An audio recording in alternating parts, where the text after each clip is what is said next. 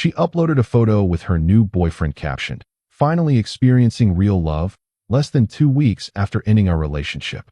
I didn't react publicly or privately. Months later, her followers started tagging me under her tearful breakup posts after discovering he'd been secretly dating 3 other women at the same time. Finally experiencing real love. That's what she wrote. Not in a private message to a friend. Not in a journal entry she'd never show anyone. She wrote it on Instagram. In a caption, 11 days after she ended our relationship. I read it standing in my kitchen at 6:47 in the morning, still in yesterday's clothes, holding a coffee I hadn't touched yet. I didn't respond. I didn't comment. I didn't even close the app for a solid 3 minutes. I just stood there, reading it again, and one more time after that. Not because I didn't understand the words. Because I understood them exactly. She wasn't just announcing a new relationship. She was rewriting history.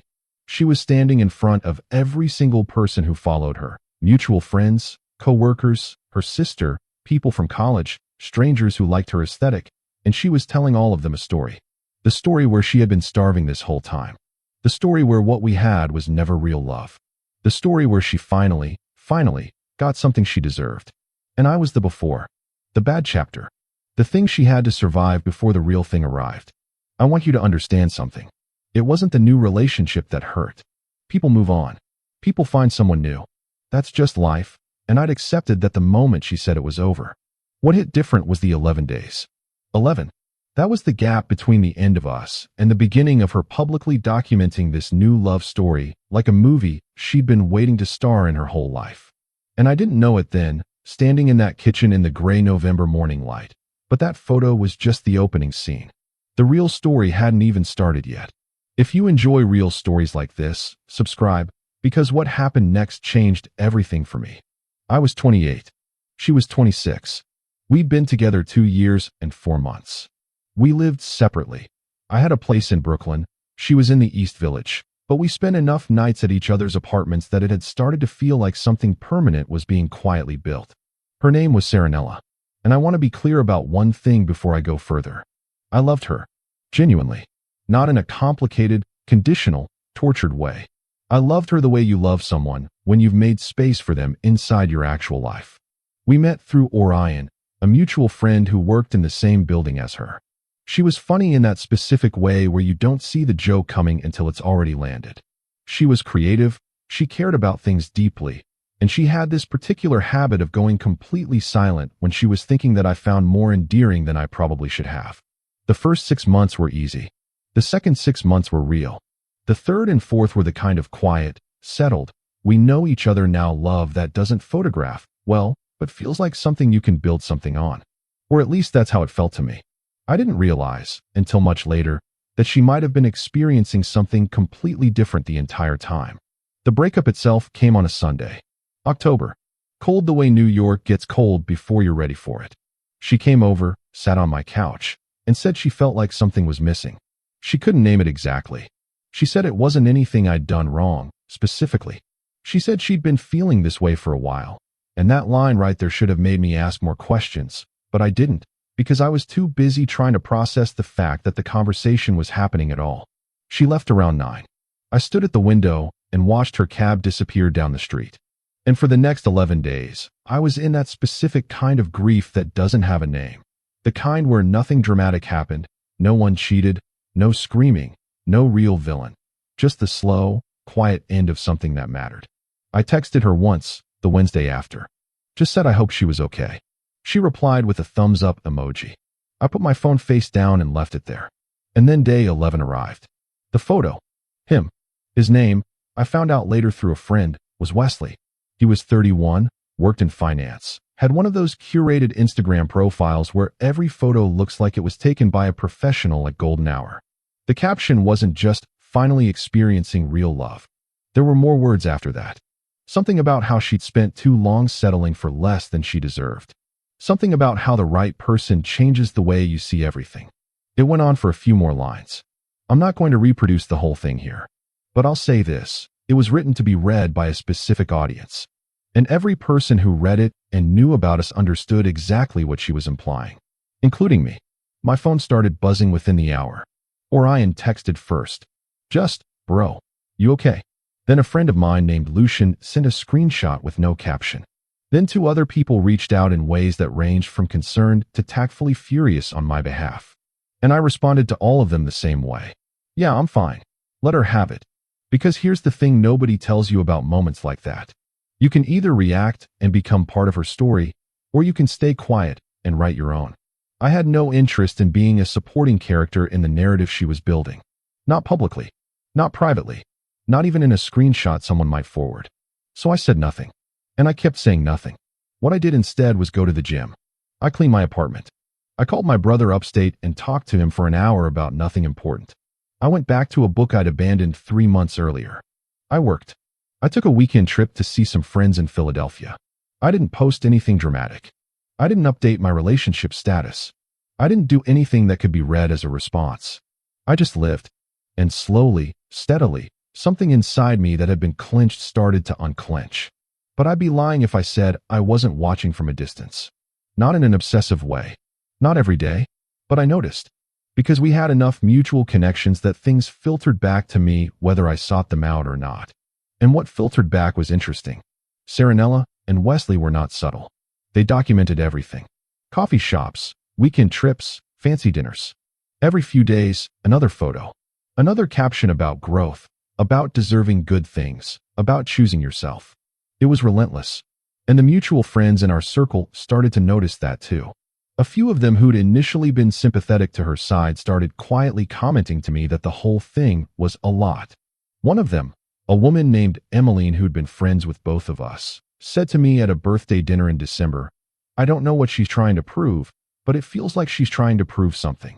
I just shrugged. "Maybe she's just happy," I said. Emmeline looked at me the way someone looks at you when they know you're being more generous than the situation deserves. She said, "Maybe." And then she changed the subject. But I kept thinking about that word. Proof. January came. The posts kept coming. Multiple photos. Stories. A reel set to a song that had clearly been chosen with intention. I saw it the next morning, scrolled past it, and genuinely felt almost nothing. Which surprised me. Not because I expected to be devastated. We were 4 months out at that point, and I'd done the work. But because of how manufactured the whole thing felt. I couldn't tell if she was happy or if she was performing happiness. And the difference between those two things was starting to feel significant. I kept that thought to myself, filed it somewhere in the back of my mind, and went on with my morning. March. Something shifted. I couldn't pinpoint it at first. The frequency of the posts stayed the same, but the tone changed slightly. Less, "Look how happy we are," and more, "Love is about choosing to show up every day."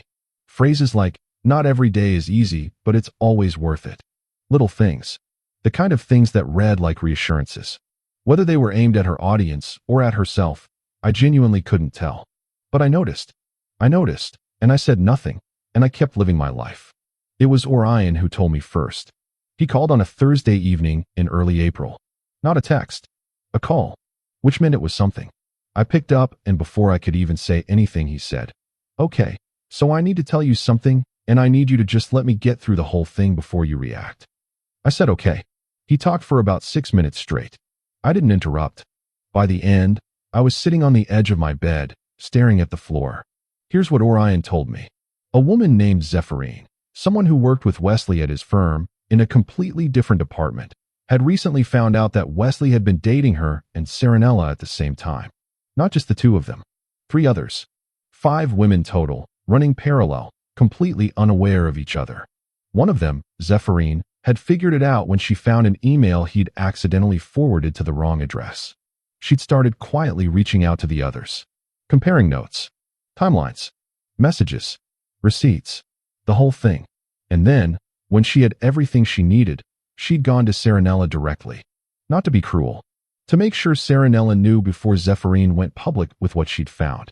Serenella, from what Orion had been told by someone close to her, had been completely blindsided. Wesley had been doing this the entire time. From before the first Instagram photo. From before the "finally experiencing real love" caption. From the very beginning. Every photo. Every dinner. Every reel. Every caption about deserving good things and choosing to show up every day. All of it. While he was also dating 4 other women. I sat with that for a long time after Orion and I hung up. Not because I was glad. I want to be honest about that. My first feeling wasn't satisfaction. It was something quieter and stranger than that. Something closer to grief, actually. Not for me. For her. Because regardless of how that caption had hit me on day 11, regardless of the implied narrative she'd built, regardless of everything, she had genuinely believed this was real. She had gone all in on something that wasn't what she thought it was. And that's its own particular kind of devastation. I know what it feels like to have the ground shift under you without warning. I just felt that 4 months earlier. And whatever I thought about how she handled the aftermath of us, I wouldn't wish that feeling on anyone. What happened next is the part one didn't expect. Saranella posted about the breakup. Of course she did. That's who she was. A long caption, this time without photos. Just words. About betrayal. About how she trusted someone completely. About how appearances can hide everything. About how she was devastated and embarrassed and had to rebuild. It was raw in a way her other posts never were. You could feel, reading it, that the performance had dropped. That this one was real. And her followers responded accordingly. Thousands of comments. Support, love, similar stories, shared pain. And then something I genuinely did not anticipate. Someone found my account. I don't know who started it. Maybe one of our mutual followers. Maybe someone who remembered they finally experiencing real love post from 5 months earlier and did the math. But they started tagging me. In her comments. Not aggressively. Not in a mob mentality way. More like they were pointing at something. Like they wanted acknowledgement of the irony. Some of them were almost gentle about it. A few were sharper. One comment, I saw it before Saranella apparently deleted it, said something along the lines of, didn't you post this 4 months after publicly implying your ex wasn't giving you real love? He's probably doing just fine. My phone buzzed for 2 solid days. People I barely knew. A few people I knew well. More screenshots. More forwarded links. Lucian called me laughing and then immediately apologized for laughing. I told him it was fine. Because honestly, I didn't quite know how to feel about it. Part of me understood the impulse behind the tagging. The internet loves a full circle moment. It loves when the narrative gets corrected by life itself. And from the outside, looking at the timeline, it did look a certain way. But I hadn't asked for any of it. I hadn't engineered this. I hadn't waited for this moment. I hadn't even been watching closely enough to notice the cracks appearing in real time. Life had just done what life does. And the people watching from the outside wanted me to do something with that. Comment something clever. Post something pointed. Give them the response scene they'd been waiting for. I didn't. I looked at my phone for a long time. Thought about it longer than I probably needed to. And then I put my phone in my coat pocket, grabbed my keys, and went for a walk. It was April. The city felt like it was just starting to breathe again after winter. I walked from my place down toward the waterfront, stood there for a while looking at the water, and I just thought. About the last 6 months. About that Sunday in October when she sat on my couch. About that Tuesday morning in November and the coffee I never drank. About the silence I'd chosen to keep. About how that silence hadn't been strategy, not really. It had just been the most honest thing available to me at the time. I wasn't going to perform grief for an audience. I wasn't going to perform vindication either. There was something I hadn't told anyone. Not Orion. Not Lucian. Not my brother. Something I'd carried quietly since around December.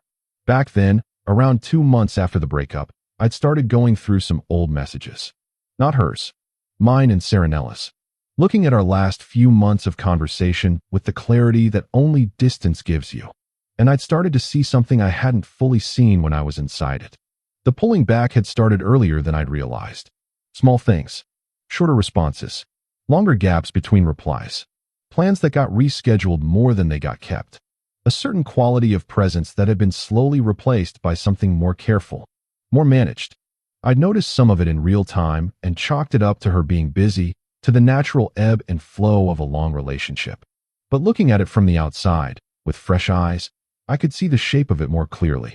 She had been pulling back for a while before that Sunday. Which meant what? It meant that something was missing she described on that couch wasn't a sudden revelation. It had been a slow conclusion she'd already arrived at. She just hadn't told me while she was arriving at it. And maybe, this is the part one had to sit with honestly. Maybe she'd found something she thought would fill that gap before she was ready to close the door behind her. I don't know the timeline there. I'm not sure I want to. But I know that the finally experiencing real love post wasn't just about me. It was about her trying to prove to herself that the choice she'd made was the right one. That what she'd given up was worth what she was running toward. that she hadn't made a mistake. The post wasn't really aimed at me. I just happened to be standing in the blast radius. I never reached out to her. Not after the initial breakup text, and not after any of this. I didn't slide into her comments with something knowing. I didn't send her a private message. I didn't appear in any of this publicly. Some people, when they found out I'd stayed quiet through the whole thing, seemed almost frustrated by that. Like I had a responsibility to react. Like the story required a final scene between us. It didn't. At least not one that I needed to be part of. What I will tell you is this. A few weeks after all of it blew up, I ran into Emily. Not by design. Just one of those New York moments where the city shrinks and puts two people in the same coffee shop at the same time. She sat down across from me without being invited, because that's just how Emmeline is. And she said, "How are you actually doing?" Not asking about the internet drama. Not asking about Serenella. Actually asking. I thought about it for a second. "I'm good," I said. Actually good? Or saying I'm fine good? I smiled at that. Actually good, I said. She looked at me for a moment. Then she said something I've thought about more than once since. You know the funny thing? You not saying anything this whole time somehow made you the loudest person in this whole story. I didn't have a response to that. So I just drank my coffee. I'm not telling this story to position myself as someone who handled everything perfectly. I didn't. There were nights where the silence I chose felt less like dignity and more like helplessness. There were moments where I'd see another photo and feel something sharp and unwanted move through my chest. There were days where the finally experiencing real love caption lived in the back of my head like a splinter I couldn't quite get to. Grief doesn't follow the rules you set for it. And hurt doesn't stop because you refuse to perform it publicly. But here's what I know. The version of me that would have reacted, that would have commented something bitter, sent a pointed message, drafted a long post about my own experience, leaned into the sympathy the tagging was offering. That version of me would have stayed in that story. Would have made himself a permanent footnote in a narrative that had never fully belonged to him. Instead, I just kept living. Kept showing up to my own life. Kept building things that had nothing to do with her or with this. And when the story corrected itself the way stories sometimes do, I wasn't standing anywhere near the wreckage. I was just a person on a waterfront in April, watching the river move, already on my way to somewhere else entirely. The tagging eventually stopped. The internet moved on, the way it always does. Serenella's page went quiet for a while, not deleted, just quieter. Wesley apparently disappeared from all platforms around the same time, which I imagine was a practical decision. Orion texted me once more about it, and I replied, and that was the last conversation we had on the subject. There's one more thing. About 2 months ago, almost a full year after that Sunday in October, I was at a dinner with some friends, and someone I didn't know well made a joke referencing the whole saga. Apparently, it had gotten enough traction at the time that even people outside our immediate circles had heard about it. The table laughed. Even I laughed, briefly. And then someone at the table asked me, "So what did you actually feel when you saw all those people tagging you?" And I thought about the honest answer. Not the clean answer. Not the camera-ready answer. The actual, honest one. I felt two things at the same time. The first was something like vindication, and I'm not going to pretend it wasn't there, because that would be dishonest, and you deserve the real version. When someone publicly reframes a relationship to imply you were a stand-in for real love, and then the real love turns out to be a man who was dating 5 women simultaneously, there's a part of you that feels the universe just corrected a record. It's human. I'm not going to apologize for it. The second thing I felt, and this one surprised me more, was tired. Not of the situation. Of the whole structure of it. The public declarations. The caption performances. The expectation that love is something you announce and prove and defend to strangers online. The way relationships become content. The way breakups become rebrand opportunities. The way finally experiencing real love gets posted for an audience before the sheets are even cold. I was tired of all of it. And standing at that waterfront, I made a quiet decision I've kept ever since. Whatever comes next for me, whoever comes next, I'm keeping it off the internet. Not out of bitterness. Not out of strategy. Just because some things are worth too much to perform. The person at that dinner nodded when I gave them a shortened version of that. "So you learned something from it," they said. I thought about that for a second. "She did too," I said. Just in a different order.